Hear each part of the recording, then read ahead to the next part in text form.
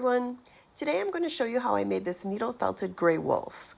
I actually began this project about a year ago and I put it aside, so I'm going to start the video at this stage.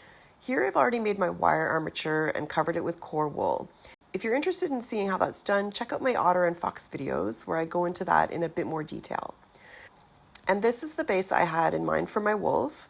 This is what prompted me to make the wolf in the first place because I thought it would look like he's standing near the edge of a cliff or something, howling at the moon. Anyway, when I picked this up again intending to finish it, I realized that I had to pare it down somewhat, as it was much too thick and adding another layer of wool would only make it thicker. So off came quite a lot of his outer padding, resulting in a much skinnier core. No wasted wool, of course, it all goes back into my scrap basket, ready to make other cores.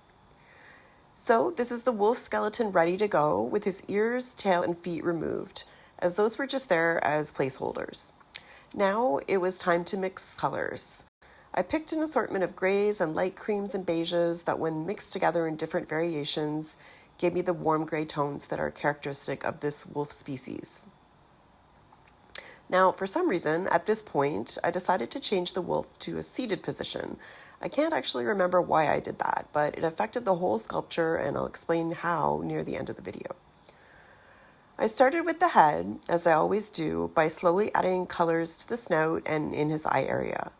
I wasn't sure how much of the head to felt before I created his open mouth, but I decided to just go ahead and get it over with and then add more colors after. I was a little bit nervous that snipping open the snout would ruin everything, but using some photos as a guide, I went ahead and snipped it in half, giving him the initial appearance of a duck. Then he started to more resemble a dolphin, and he looked so funny when I added the first steps of his eyes that I couldn't stop laughing. Things got a little better when I started adding his brow and eyelids, but to be honest, at this point, I was finding it hard to trust the process and thinking I'd been too ambitious with the open mouth. It was only when I added his nose that I could see the actual wolf starting to show through. I worked a lot on the face, trying to get the color variations right, and I did a bit of finishing, but the majority of that, including the teeth, would come later. Next came his ears, and those took a few tries to get right. They're one of the few things that I was never fully happy with about this particular piece, though. I'm not unhappy with them, they're just somehow not quite right, though I certainly fiddled with them enough. In my last project, I was practically pulling out my hair in frustration with taking so long to make the feet to my satisfaction. Happy to say that it went much better this time, and I might be close to narrowing down a technique that I feel confident to use with all my animals that have this type of paw. It still takes quite a while though, and they remain one of the things that I need to practice a lot. I'm going to use claws as well, but they won't go on until I'm nearly done the project. Attaching the feet to the legs went better this time too, but I think I've realized the wire I'm using for the frame is too thick for my liking. It's wrapped 18 gauge wire, and I think I'd be able to attach the feet to a thinner wire with a bit less hassle, while being still confident that the wire would support the weight of the project, which is relatively small in size. So I'm going to try that next time. So now that the feet are done, I'm going to go back to the head and start working my way down from there, adding color to the ear area, and eventually starting to plant the fur around the neck and down the body. So far, with the projects that I do that involve fur planting, what I'll do is I'll get all the fur in, give it a really rough cut as I go, and end up with an extremely shaggy animal, which I'll then start to groom very slowly.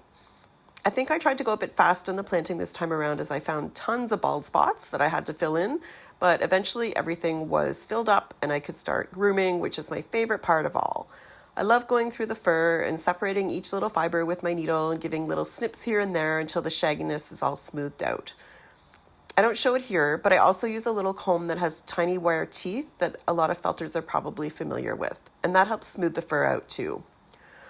Last time I made an animal with a tail, I found it difficult to plant fur on it without grabbing the body and messing up the fur I'd already smoothed out. I did the tail separately, and I'm definitely going to do that from now on. It makes the grooming and fluffing so much easier. Time to add the claws and teeth. I actually made these with wax again, even though last time I did wax claws, I swore I had to find another way. Like the rest of the feet, it went better this time, and I think it's just a matter of practice. The reason I like wax is because I can manipulate the claws after I attach them in the short time before they set. I'm going to try other methods eventually, but I had some leftover wax bits from my fox, so I thought, why not use those up? Once I'm almost done an animal, I attach it to its base so that I have something to hold on to when I do the finishing touches to avoid matting the wool with my fingers. So here you're seeing the base I showed you at the beginning of the video. Unfortunately, it looked way different when the wolf was sitting on it than when it was standing on it. The position in relation to the shape of the base was just not right. So I had to remove him from that base and change him to a more standard one, which is kind of too bad because the whole wolf howling idea came from this piece of wood originally. But it's okay, I'll eventually use it for something else, or maybe another wolf who's standing this time. And I still like my wolf just as much with a standard flat base. I'm very, very happy with the final result. So here we go with his glamour shots.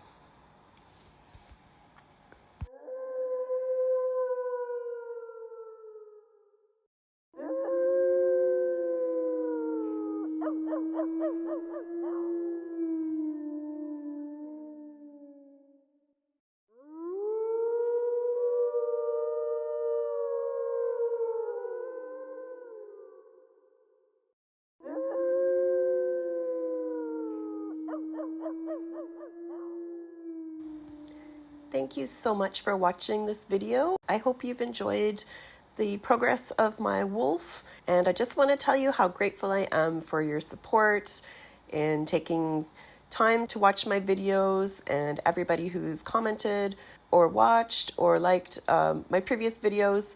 It means the world to me, and I'm very, very grateful.